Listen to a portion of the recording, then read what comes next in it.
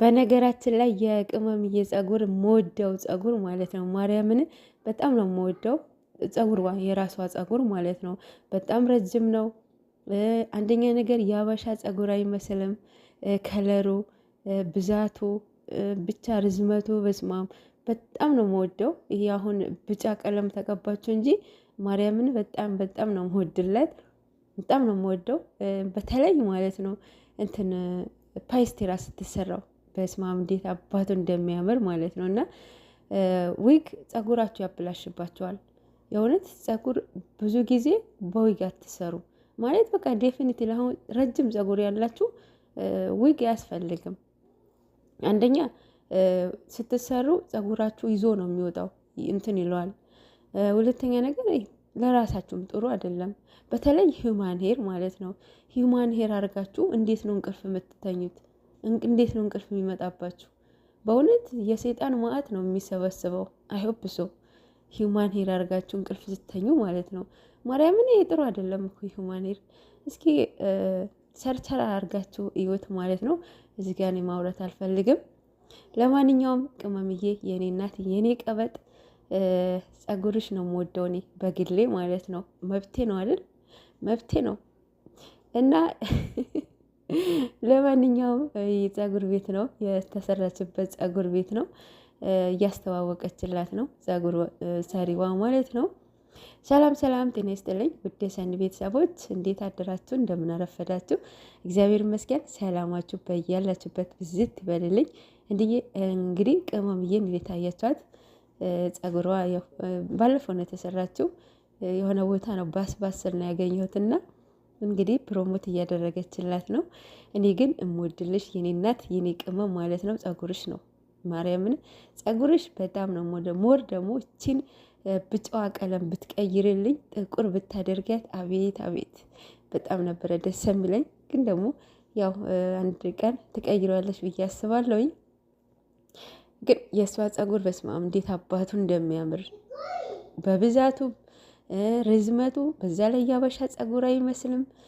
ቢሰራም ባይሰራም በቃ ፊት ለፊቱ በቃ ኖርማል ነው፣ አይበጣጥስም እና በጣም ደስ የሚል ጸጉር ነው። ጸጉር ደግሞ ዊግ በጣም ያበላሻል፣ በተለይ በዊግ ስትሰሩ ማለት ነው። አሁን እንደዚህ እንደተሰራችሁ ቅመማ ጸጉራችሁ እንትን ይለዋል፣ ይበጣጥሰዋል። እና እንደዛ ባታደርግን እችን መሰለች ጸጉር ማለት ነው ቅመምዬ። አይሆብሶ ትፈጫዋለሽ ብዬ አስባለሁኝ። ሌላው ደግሞ በትላንትናው ጊፍተር ነበረ ማለት በሰርፕራይዙ ማለት ነው። የቅመማ ባደረጋት ሰርፕራይዝ እነሱ የራሳቸው ሪዝን ሊኖራቸው ይችላል። ራቢቱ የሰጣት ማለት ነው፣ ጥንቸሉ ማለት ነው። የራሳቸው ብቻ ምክንያት ሊኖራቸው ይችላል ማለት ይህን ያክል ምክንያቱ ምንድን ነው ልትሉ ትችላላችሁ። ራሳቸው ነው የሚያውቁት። ምክንያቱም እንደዚህ አይነት እንስሳት የራሳቸው ቤት ሲኖር ነው እንደዚህ አይነት ማርባት የሚቻለው። ግን ደግሞ በጣም ጉጉት ስላላት ያሉትን አፓርታማ እንትን ነው ተከራይተው ነው የሚኖሩት። ታስባችሁታል? በእንዲህ ምን ያህል ጉጉት ቢኖራቸው ነው፣ ምን ያህል ፍላጎት ቢኖራቸው ነው ብላችሁ ማሰብ መቻል አለባችሁ። አንዳንድ የሰው ልጅ እኮ የተሰጠው አይምሮ ለማሰብ ነው አይደለም? ለማሰብ እኮ ነው ይመስለኛል። እንዲህ ምንሼ ነው የሀይሚ ደስታ የማይፈልገው እሱ ነው። ምንድነው መኪና ቢገዛላት ምናምን እየቀበጣጠራችሁ ነበረ። እንዲህ አንቺ ምን ተቀምጠሽ ምን ሰራሽ? አረብ ቤት ተቀምጠሽ እንዴ ሽንት ቤት እያጠብሽ ከልጆች እየተወጣሽ እየወረሽ እየጮህብሽ ማዳም የሜን የሳር እያረችሽ አንቺ ምን ለውጥ አምጥተሻል? እስኪ እንዴ አንቺ አረብ ቤት ተቀምጠሽ እንደዚህ አንዳንዴ ዌካፕ ማርያምን አንዳንዴ ተው አታሰድቡን። በጣም ያናደዳችሁ ነበረ የምር ማለት እኛ ሰው እኮ ከራሱ አልፎ ነዋ ሌላውን የሚመክረው። መጀመሪያ የሆነ አባባል አለ ምክርና ሻወር ከራስ ይጀምራል ይባላል። እና ከራሳችሁ ጀምሩ ሁሉም ነገር ማለት ነው። የምር እንዴ ማዳም እየጠራችሽ ነአም እያልሻት መተሽ ላይፍ ላይ እርርርት ያለሽ በሰው ህይወት ሼም ኦን ዩ።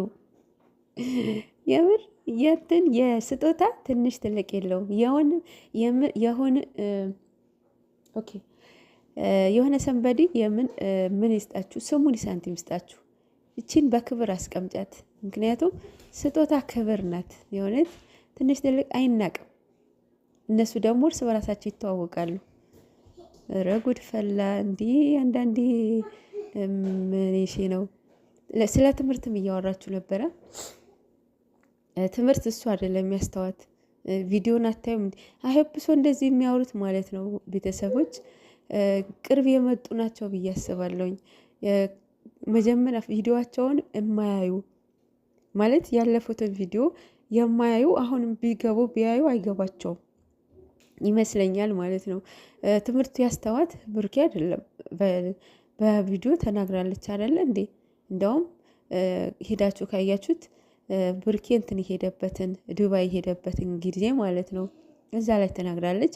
ሄዳችሁ አዳምጡ። እንዲህ ምንድን ነው ሀይሚ ከፍተኛ ደረጃ ደርሳ ማየት ነው የምፈልገው። ከዚህ በላይ ምን ትድረስላችሁ? የራሷ ስራ አላት፣ የራሷ የራሷ ህይወት፣ በራሷ ኮንፊደንስ ወጥታ የምትገባ ጀግና ሴት ሆናለች። በእድሜ እጥፍ እጥፍ ትበልጧት አላችሁ እንዴ እናንተ እንደዚህ የምትመክሯት እናንተ ትመክራችኋለች። አንቺ ማዳም ቤት እንደዚህ ሆነሽ እንደዚህ ስትይ ትንሽ አይደብርሽም እህቴ? የእውነት ይደብራል።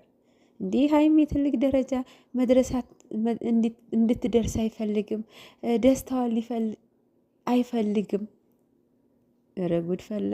ሰው ደድቧል የምር የእውነት እየመጣሽ ተኝ ቤቴ ሰፊ ነው አለች አሉ ያት